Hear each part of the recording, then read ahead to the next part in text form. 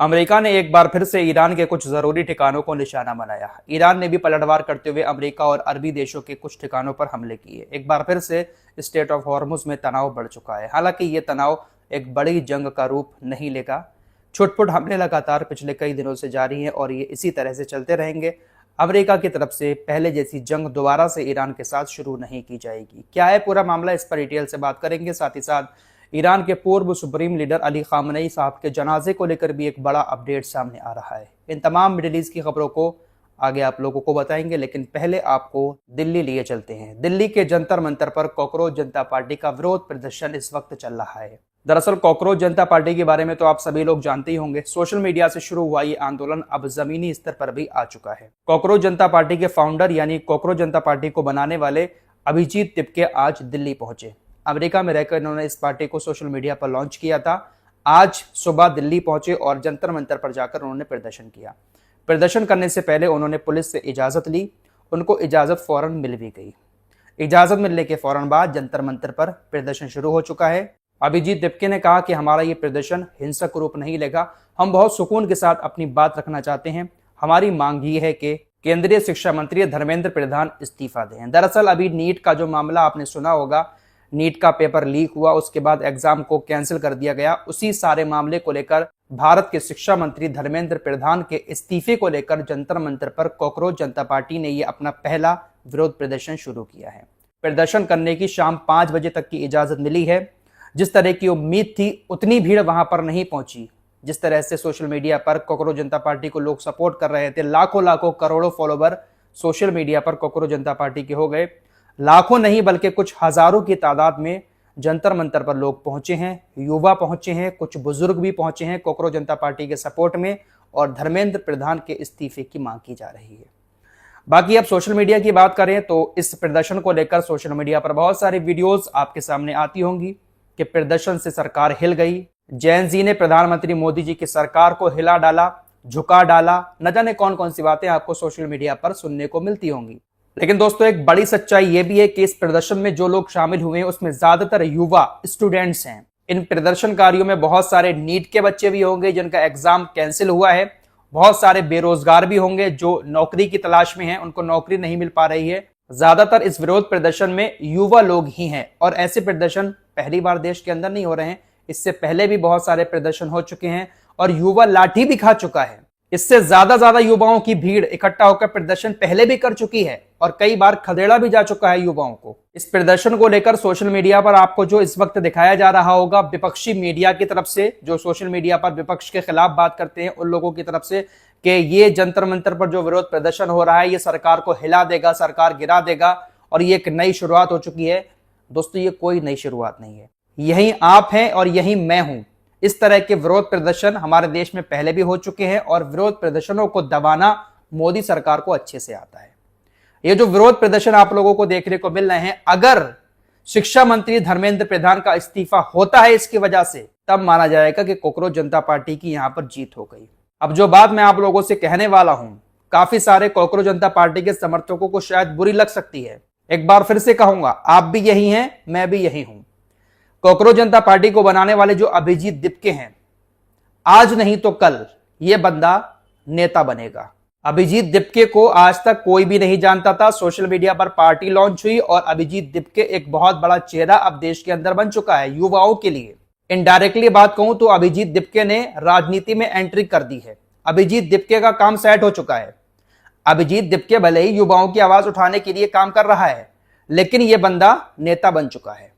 Cockroach जनता party से किसी को फायदा हो या ना हो, लेकिन अभिजीत तिपके नेता बन गया है। मैं यहां पर कॉकरोच जनता पार्टी के खिलाफ बात नहीं कर रहा हूं, अभिजीत तिपके के खिलाफ बात नहीं कर रहा हूं। इस वक्त के जो हालात है उन हालातों को मद्देनजर रखते हुए ये सारी बातें मैं आपके सामने रख रहा हूं।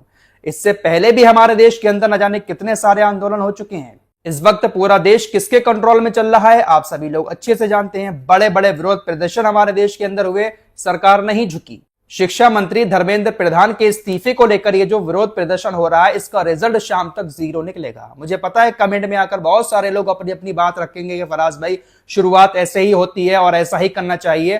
काफी सारे लोगों के दिमाग में नेपाल और श्रीलंका जैसी छवि चल रही है। बहुत सारे लोगों को ऐसा लग रहा है कि जो कुछ बांग्लादेश में हुआ, नेपाल में हुआ, श्रीलंका में हुआ, वैसा हमारे देश के अंदर भी हो सकता है। मेरे दोस्तों, हमारे देश का इस वक्त जो माहौल है, उस माहौल में और सोशल मीडिया में जमीन आसमान का फर्क है। यह बात मैं आप लोगों से पहले भी कह चुका हूं कि सोशल मीडिया पर जो युवा कॉकरोच जनता पार्टी के सपोर्ट में वीडियो बना रहे हैं, अगर अभी चुनाव हो जाता है तो कॉकरोच जनता पार्टी को एक साइड करके जो मुद्दे इस वक्त देश के अंदर चल रहे हैं, उन्हीं मुद्दों पर वोट करके आएंगे।